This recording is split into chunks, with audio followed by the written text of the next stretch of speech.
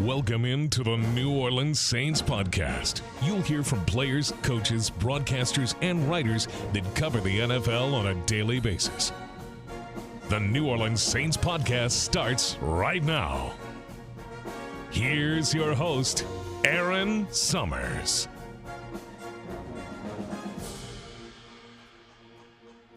Welcome into the New Orleans Saints podcast. I'm Erin Summers. This week we were able to catch up with two recently signed players. The Saints signing Kellen Mond, who played at Texas A&M. He was a 4-year starter as a quarterback. He had over 9,000 career passing yards and 1,500 rushing yards. It's kind of cool because when he was there at Texas A&M, Saints current center Eric McCoy was his center during his freshman and sophomore years. He was drafted by the Vikings in 2021, which means he has a lot of familiarity with Clint Kubiak and Andrew Janocko. Wide receiver Equanimeous St. Brown played at Notre Dame under Brian Kelly, so he has ties to the Louisiana area. He was there from 2015 to 2017 and then was drafted in 2018 by the Packers. He was most recently with the Bears from 2022 to 2023. Equanimeous has two brothers that actually also play football, in Amon-Ra St. Brown and Osiris St. Brown. Equanimeous is the oldest, and he comes from a really cool family. We had a lot of fun talking to both of these players. They joined John DeShazier and myself in this podcast. We're going to start off with Equanimeous and then go into our conversation with Kellen. Equanimeous, thank you so much for joining us on the New Orleans Saints podcast. It's great to have you guys back in the building. I know, obviously, your first time here, but how are things going so far? Things are going well. You know, everyone's really welcoming. Great coaching staff, great teammates. So it's only day 3, but I feel like, you know, really comfortable here with the team. Had a little bit different of a journey once you got into the NFL. You know, after your first year, you dealt with some injuries. How are you doing now? How excited are you for just a new opportunity? Oh, I'm doing well, and I'm really excited to be here. I feel like this is a great opportunity for me, especially where I'm at in my career. And then also, you know, I feel like we can win some games here. Yeah. Yeah. This seems like an ideal fit, a team that needs receivers, a receiver. What's your take on that? I mean, what drew you to New Orleans? I mean, at first, Coach Janocko reached out and told people that I would be a good fit here. And then, of course, me and my agent were looking at teams after the first wave of free agency. And, New Orleans seemed like a good fit for me. As you said, they need receivers, and I'm a receiver. So, and plus the fact that, you know, people said they wanted me here, it felt like the right fit for me. Do you feel like this is the opportunity for you to, you know, because everything is about fit and opportunity when it comes to production. Do you feel like this is a good fit and opportunity for you in New Orleans? I do. But still, at the end of the day, you got to go out there and perform and put the work in. So it doesn't matter where you're at, but I do feel like this is a good fit for me. Is that why you wanted to make sure you're here from day one, off-season workouts, being able to just get in the building and be around people? I mean, yeah, that too. And then obviously it's a new team, new quarterback, so I know we'll be throwing at some point. And it's good to get chemistry going early on, you know. What are your off-season plans, sir? Well, to be here, and then after OTAs ends, I'm going to go to Germany for like 5 days to do a camp with my brother out there, and then that's about it, and then just train in L.A. Yeah. How cool is it growing up with brothers that also played, and obviously your father, who's very into athletics? Yeah. So growing up, it was cool because we all trained together, you know, as a family. So that creates a strong bond between me and my brothers, also my father. But now that my younger brother's also in the league, that when we live right by each other, we could train together. So it's good to have, and we're the same position. So it's good to have a training partner, you know, to just keep you motivated, keep you disciplined, and just, you know, make each other better. You know, you mentioned the camp in Germany. How important is that for you? Because obviously that's part of your background with your mom being German. How important is that for you to continue to get back that way? Oh, it's really important because we used to go every summer growing up, and then once I hit high school, we had summer ball, so I stopped going like for a long time until I got to the NFL. So for high school, college, I didn't go back to Germany. And then now that me and my brother are in the NFL and football is growing in Germany as well, I feel like it's a good idea to go out there and spread awareness on football. And also, you know, football is growing internationally everywhere. So I feel like it's a good opportunity for a lot of kids. You've been asked this a billion times, but what is it like to have a dad who was a 3-time Mr. World? No, yeah, he's a great dad. He's a great father, not just with athletics, just in everything in life. He always taught us life lessons, and he's always taught us, to be disciplined, to go hard, and he's been on our asses since a young age. So I'm really appreciative for that.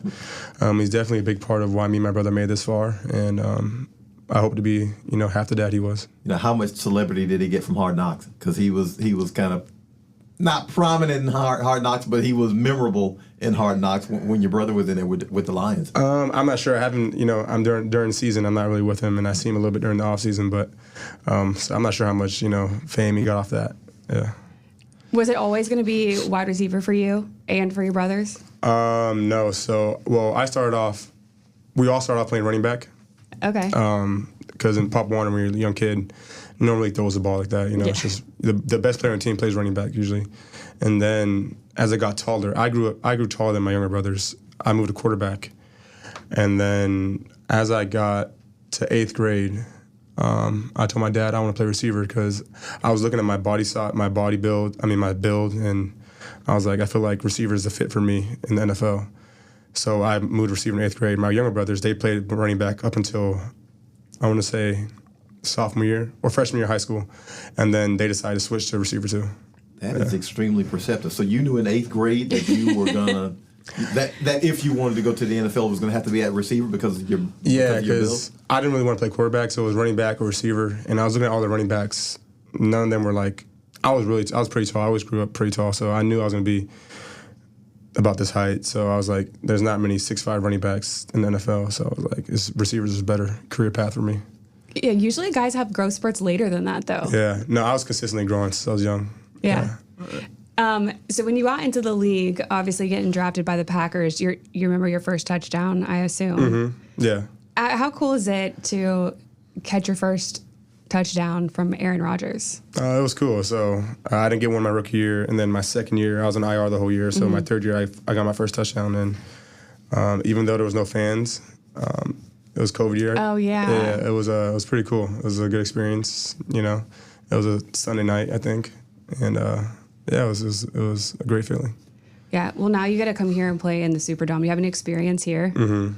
Have you been? Every time we played here twice. Every time I've been hurt. So okay. Yeah, my second year we played here, and then last year we played here, and I was on IR for 4 weeks when we played here. Yeah, a couple iconic stadiums for you to play in, to call your home. Yeah. Field, Lambeau, and then here. This is very different from Lambeau, obviously. Yeah. But it should be a lot of fun, and I know the fans. You're going to get a good taste of the Saints fans down here. Yeah, played in Chicago too. What was that experience like? Because that another iconic, historic franchise. Yeah, I mean, it's been, I want to say since college I've been in cold weather, so finally I'm happy to be in some warm weather. I mean, you went to the extreme. Yeah. So I went from Notre Dame to Green Bay to Chicago, so I've been in cold weather since I left high school. So, and they're all outdoor stadiums, so I'm just happy to be in some warm weather finally. Don't have to look at the schedule every year to see what cold games I'm going to play in. Just gonna, enjoy some warm weather for once. So I'm really excited about that. Not NFL related, but obviously football related. Play for Coach Kelly at Notre Dame. Tell us something about Brian Kelly, because he's quite the guy up in Baton Rouge. Yeah, no, he's a great coach. I loved him from the start. He wanted me out of high school. He's one of the main reasons why I went to Notre Dame, coming from California. He recruited me much harder than USC, Stanford did. So he also offered my brothers scholarships when they were still in freshman, 8th grade. So he really wanted me to go there, and it was a family ordeal. Even though my brothers didn't go there, he loved my family. I loved him, and I wish him the best here at LSU. Okay, you speak 3 languages, which I barely speak one. So give us something in French. I would say that French, I don't claim that anymore because I still understand it and I speak a little bit, but I haven't spoken it since 8th grade, really. But German, I speak every day with my mother. Oh, okay. So your mom speaks strictly German to you? Yeah, only German to me and my brothers, yeah. Really? Yeah. And how's that? It's normal. I mean, it's my first language. It's been like that since I was a baby, so. This may be a really weird question, but when you think, to yourself in your head, what language is it in? English. Okay. Yeah. Even though German was your first? Yeah, even though German's my first language, I grew up in the United States, so I feel like over time, English is just my main language now. But yeah, for a long time, my dad had to translate what people were telling me to when I was playing flag football because I didn't really understand all the English. Yeah. Now let me ask you this: if you want to like say something spicy to an official, do you do it in German so he won't understand what you're saying? Nah, I don't say anything. I don't say anything to officials. I don't want to get fined. I don't want to get flagged. I let the coaches do that. With Brian Kelly being just down the road, have you talked to him about this area at all? I have not. No, I have not reached out to him. Jake Flint, one of the strength coaches there, had reached out to me yesterday, actually. So I looked at the maps. It's not right around the corner. So yeah. I got to see if I have a reason to go up there. Yeah, it's a pretty straight shot, though. Straight up I-10. Mm-hmm. Get there in 75 minutes or so. Yeah. Do you keep in touch with anybody from Notre Dame since he's not there anymore? No, I'm like 7 years removed, so I don't know any of the players. Coach staff is pretty much all new. But me and the players that were on my team while I was there, we're still in touch. Mm-hmm. Yeah. Anybody here that you're looking forward to playing with? Obviously, Derek Carr, quarterback. I watched Tyrann Mathieu growing up in college, so it's cool to see him. And I like to see my old teammate, Jamal Williams. I played with him in Green Bay, so it's good to see him. And I just feel like we have a good team and a good chance to, make the Super Bowl and win it. Another question you've probably been asked 1,000,002,000 times. Mm-hmm. What's the origin of the name? Can you say your full middle names, everything together? Yeah, Equanimeous Tristan Imhotep J. St. Brown. So my dad's name is John. He wasn't really a big fan of that name, but obviously it's not his choice. So he wanted his sons to have unique names. Mm-hmm. And my name comes from the word equanimity, which means calm, level-headed, good under pressure. Is that how you are? Yeah, I'd say so. And that has a lot to do with me being an older brother as well. I have to have more composure dealing with two younger brothers because, they could lash out, but I couldn't at a young age because I was bigger and stronger. But I would say, I feel like it represents me pretty well. So the brothers could be knuckleheads, but you could. Yeah, because they could swing. It won't really hurt me, but, at a young age, the difference of physical strength is pretty severe. Yeah. So when did you guys acquire the Saint part of the St. Brown? So my dad, when I was born, Brown is a slave name, so he didn't want us to have anything to do with that. So he just decided either between Von Brown and St. Brown, and when we were born, he just put St. Brown on our birth certificate. Okay. Yeah. That's so cool. You like it? Yeah, I love it. Yeah. I think it sounds better. I think it's a really cool name. I like unique names as well. Mm-hmm. Outside of football, what do you like to do? I like to golf, and I recently started getting into paintball as well. So I just bought all my guns. So can't wait to get into that some more in some free time. Yeah. So you got to get a bunch of people together to play that. You can't just go out there and play by yourself. No, you can play with random people too. You just show up, and there's random people that show up. But usually, my brothers will go, my friends will go, my girlfriend does too a little bit. So yeah. Yeah. Yeah. How much does the athleticism show up in that? A little bit, but not much. It's more. What kind of hide and seek? Yeah, no, it's more mental, but the physical aspect is more like it gets draining a little bit. It gets hot out there, and the breathing, the mask, and stuff like that. Yeah. I mean, getting hit by a paintball is not fun. Yeah. It hurts. It's all right. It's not that bad. I don't know. I guess you are tougher than I am, which makes sense. When you think back just on the draft and your time getting drafted and that whole process, it's next week. Mm-hmm. What do you remember the most about it? It was terrible. waiting till the 6th round, watching some kids get drafted before me that, I thought weren't better than me. Mm-hmm. And just waiting with your whole families. That was the longest 3 days of my life, honestly. So I'm glad that's over. Don't want to experience that ever again. Yeah. Did that fuel you once you got into the league? Yeah, for sure. Yeah. Yeah. Mm-hmm.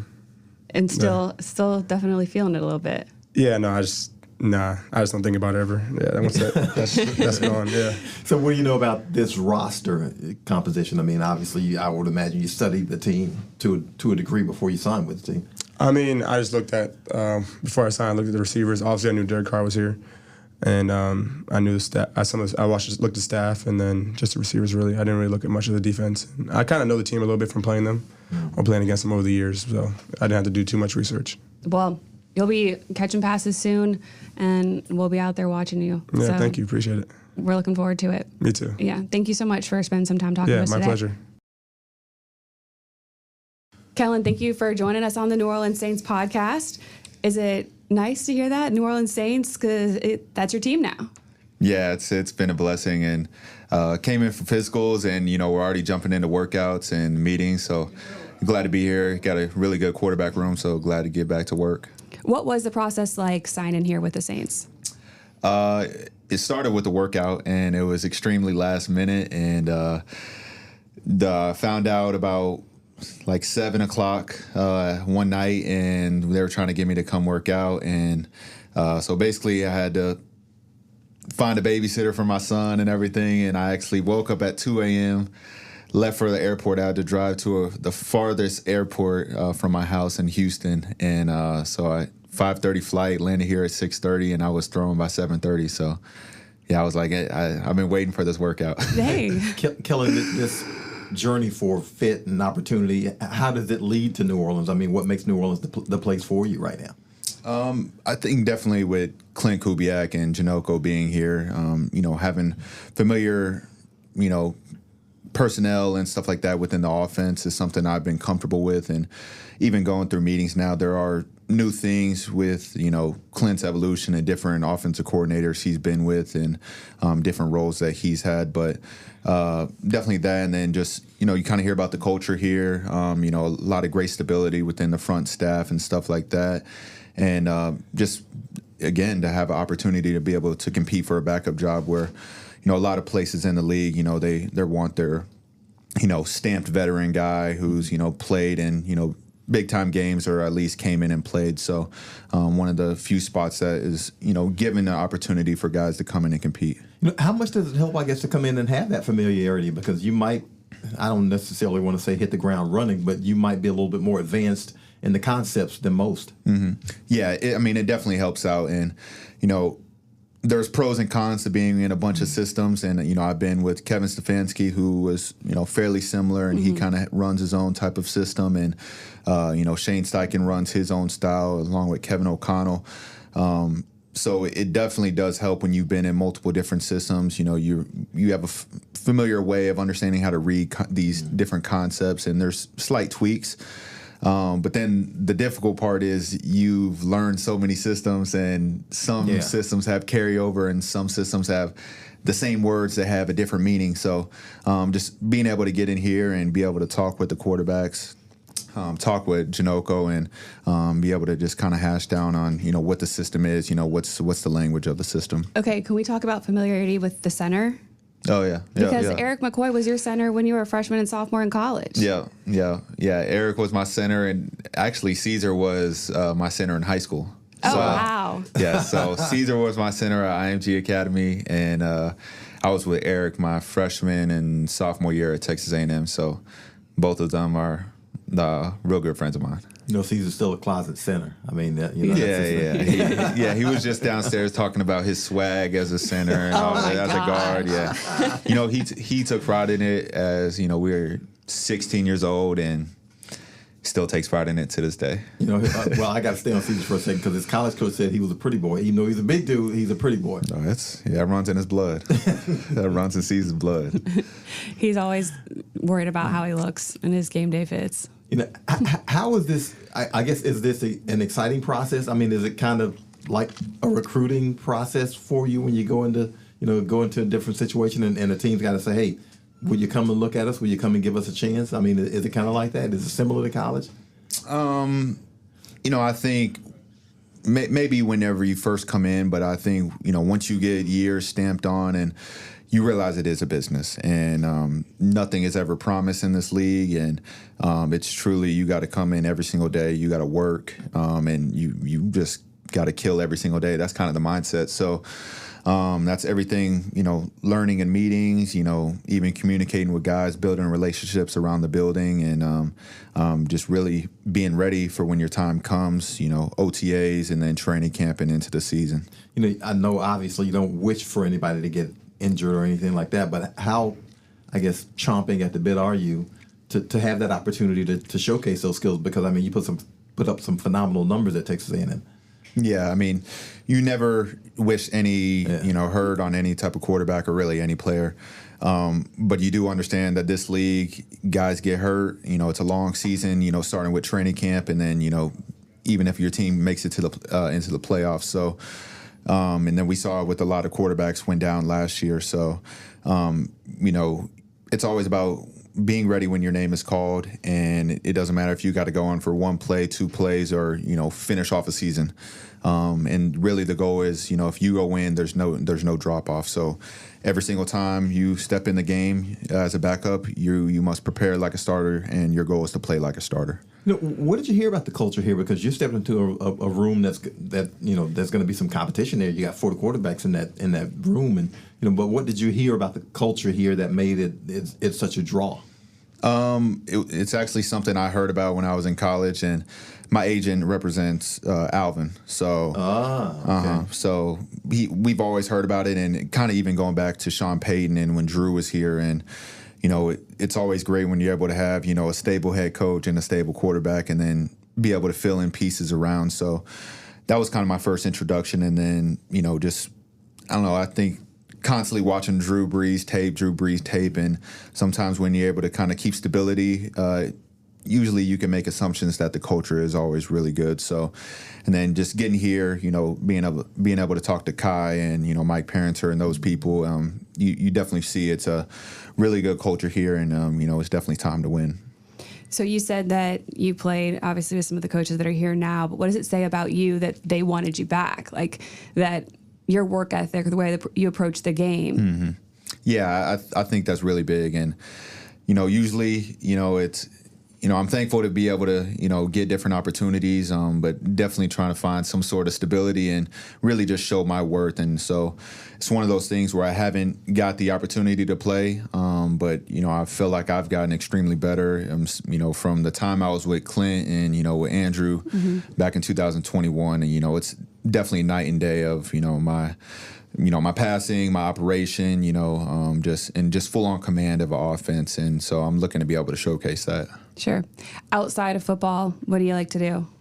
About 2 years ago, I picked up photography. So I was going to say, because you shot the Big Ten championship. Yeah, I did.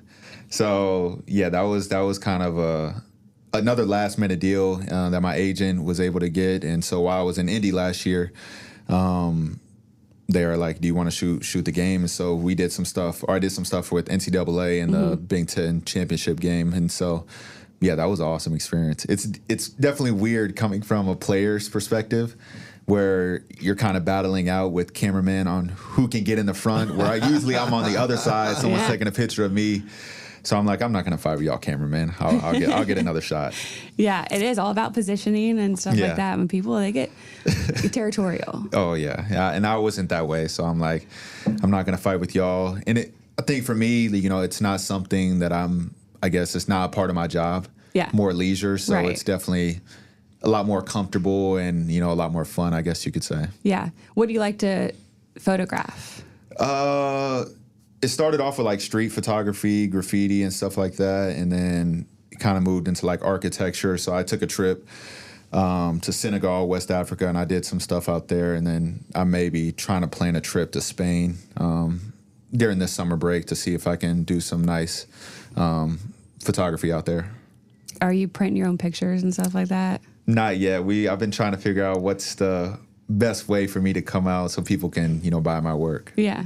Very cool. Yeah. You mentioned a babysitter, so tell me about your family.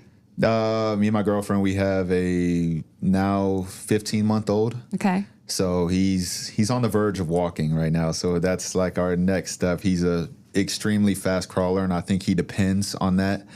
And we're trying to like, hey, it's time to start walking. And every parent tells me like, hey, no, you don't want that. Like once he starts walking, it's a whole nother journey. Absolutely. But yeah, it's been amazing having a son. It's been awesome.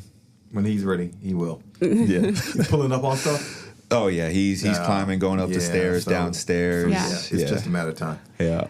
Are you looking forward to the moment that he can run out on the field at a game of yours? Yeah, I think that'll be fun. He can wear a jersey and, obviously he won't know what's going on, but be able to see his dad on the field, that'll be awesome. Yeah. Do you hope that he plays football? Yeah, I think so. I mean, he's in the top 1 percentile. I know it's early, but he's in the top 1 percentile for his height right now. So he's very long, extremely long, and I don't know if he's going to be a basketball player, because once you start pushing the 6'4" to 6'6" range, I mean, I would love for him to be a quarterback, but once you start pushing past 6'6", you may be a hooper. Yeah. definitely. I guess you got to be open to whatever happens. Oh, yeah. Yeah.